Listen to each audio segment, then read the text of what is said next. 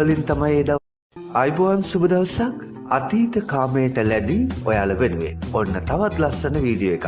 මේ 1894 විතර හපුතලේ ගැල් වලින් තමයි ඒ දවස්වල ඉතින් ප්‍රවාහනය ඒ කාලේ ලංකාවට කිව්වේ සිලෝන් කියලා. බ්‍රිතාන්‍යයන් තමයි ලංකාව පාලනය කළේ. මේ 1894 දී හපුතලේ පැත්තේ තේ කර්මාන්ත ශාලාවක්. කෝපි වගාවේ අසාර්ථකත්වයක් එක්ක මේ කාලෙදි තේ කර්මාන්තය ලංකාවේ දියුණු වෙමින් තිබුණු වකවානුවක්. මේ ෆොටෝ එක 1970 විතර ගත්ත එකක්. ළමයි පිළිවෙලට ඉස්කෝලේ ගිහිල්ලා තියෙනවා. මිත්‍රවරුනි මේ වීඩියෝ එකේ ඉස්සරහට 1800 ගණන් වල ඉඳලා ඉතා දුර්ලභ ලස්සන ඡායාරූප ගොඩක් වලට නරඹන්න පුළුවන්.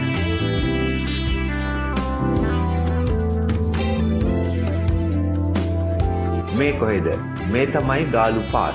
කළුතර සබාදහමේ අපූර්ව නිර්මාණයක්. කළුතර නුග ආරුක්කුව තමයි මේ. ඒ දවස්වල මේ ස්ථානය ලංකාවේ ගොඩක් ප්‍රසිද්ධයි.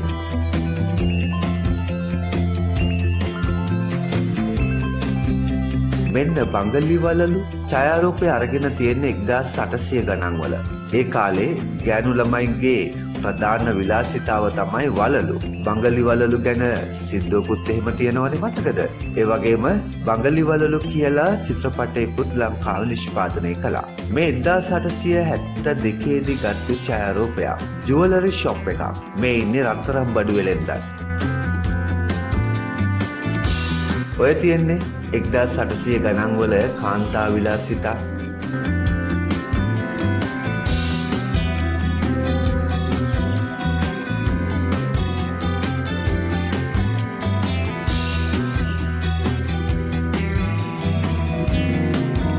සාමීන් වහන්සේලා දෙනමක් 1890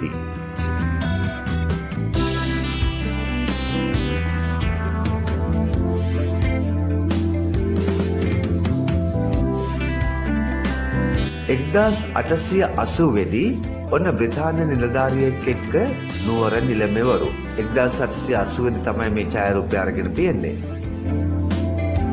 ඔන්න 1880 දී ලංකාවේ තොইলයක්.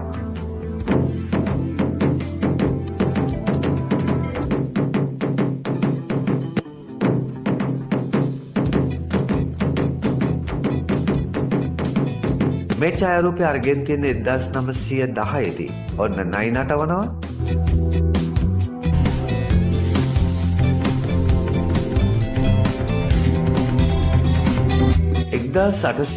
දී ගත්තු මේ ඡායාරූපය රුවන්වැලි සෑය ආසන්නයේදී ගත්ත ඡායාරූපයක්. මෙන්න තවත් දුර්ලභ ඡායාරූපයක්. බැලූ බැල්මට ගමක ඡායාරූපයක් වගේ. මේ ගමක් නෙවෙයි. 1860 දී කොළඹ. හිතා ගන්නත් අමාරුයි නේද?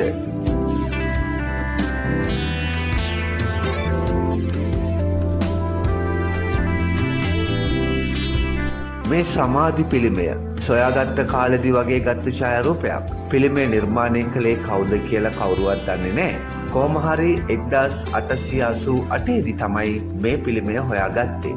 ධ්‍යාන මුද්‍රාව නිරූපණය කරනවා. බුදුන් වහන්සේගේ ගැඹුරු භාවනා ඉරියව්වක්.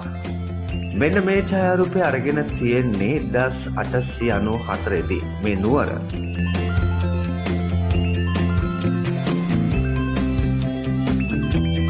මේ 1910 දී දළදා මාලිගාව. 1910 දී මෙන්න මේ විදිහට තමයි දළදා මාලිගාව පෙනුනේ. මේ ඡායාරූපය ගොඩක් ජනප්‍රිය හිට් ඇදගත් ඡායාරූපයක්. අරගෙන තියෙන්නේ 1978 දී අයාගල ප්‍රදේශයේදී.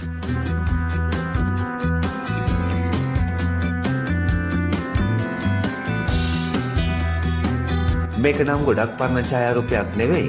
1970 ගණන් වල ගත්ත එකක්. මිත්‍රවරුනි ලංකාවේ තිබුණු ට්‍රෑම් රථ සේවය ගැන ඔයාලා අහලා තියෙනවද? ඒ දවස්වල ලංකාවේ ජනප්‍රිය කොළඹ තිබුණු ප්‍රවාහන ක්‍රමයක්. මේ වීඩියෝ එකේදී ඔයාලට ඒ ගැන දැනගන්න පුළුවන්. මෙන්න තවත් ඒ දවස්වල ගත්ත ඡායාරූපයක්. ඔන්න පළතුරු කඩයක්. මිත්‍රවරුනි, බස් රථ දුම්රිය අපේ රටේ ධාවනය වෙන්න ඉස්සර වෙලා අපේ රටේ කොළඹ තිබුණු ප්‍රධාන ට්‍රාන්ස්පෝර්ට් සිස්ටම් එකක් තමයි ට්‍රෑම් රථ සේවය.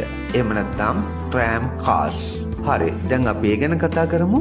මේ ට්‍රෑම් රථ සේවය ආරම්භ වෙන්නේ 1905 දී. කොටුව පිටකොටුව මරදාන බොරැල්ල ආවරණය කරමින් කොළඹ වීදි හරහා ධාවනය වුණු මේ ට්‍රෑම් රථ සේවය එහෙම නැත්නම් ට්‍රෑම් කාස් මිනිසුන්ව ආරක්ෂිතව එහෙට මෙහෙට ප්‍රවාහනය කළා.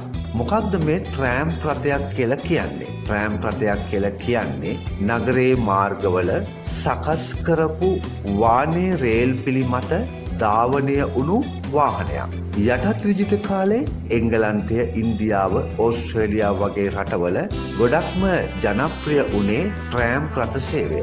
ඒ වගේ බ්‍රිතාන්‍යයේ යටත් විජිතයක් විදියට අපේ රටේ මේ සේවය බ්‍රිතාන්‍යයන් ආරම්භ කරන්නේ 1902 දී. ඒ කාලේ කොළඹ වේගයෙන් සංවර්ධනය වෙමින් තිබුණා. බ්‍රිතාන්‍ය කම්කරුවන්ට, වෙළෙන්දන්ට සහ රජයේ නිලධාරීන්ට විශ්වාසදායක ප්‍රවාහන පද්ධතියක් අවශ්‍ය වුණා.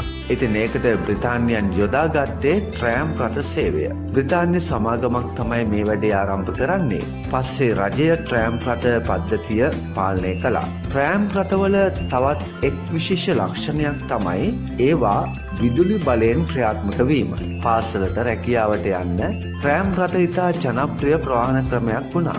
මිනිස්සු දහස් ගණන් දිනකට ට්‍රෑම් රථවල ගමන් කළා. නමුත් පසු කාලීනව ට්‍රෑම් රථ සේවය වැටෙන්න පටන් ගත්තා. ඒකට හේතු වුණේ මෝටර් රථ සහ පෞද්ගලික වාහනවල වැඩිවීම, ට්‍රෑම් රථ ගමන්ගත් පීලි සහ විදුලි මාර්ගවල නඩත්තු කිරීමේ අධික පිරිවැය. මෙන්න මේ වගේ කාරණා නිසා ට්‍රෑම් රථවල ඵලදායීතාවය අඩු වෙන්න පටන් ගත්තා. 1960 දී ට්‍රෑම් රථ සේවය සම්පූර්ණයෙන්ම නතර වුණා. ට්‍රෑම් රථ ගමන්ගත්තු පීලි ඉවත් කරලා බස් රථ සඳහා මාර්ගය සකස් කරන්න පටන් ගත්තා. කොහොම වුණත් මේ ට්‍රෑම් රථ ලංකාවේ ප්‍රවාහනයේ ලොකු කාර්යභාරයක් ඉටු කළා. එක පැත්තකින් පරිසර හිතකාමී ප්‍රවාහන පද්ධතියක් ලංකාවේ තිබ්බ කියලත් ට්‍රෑම් රථ සේවය අපිට මතක් කරලා දෙනවා. එමුනම් ඉතින් ගිහින් එන්න.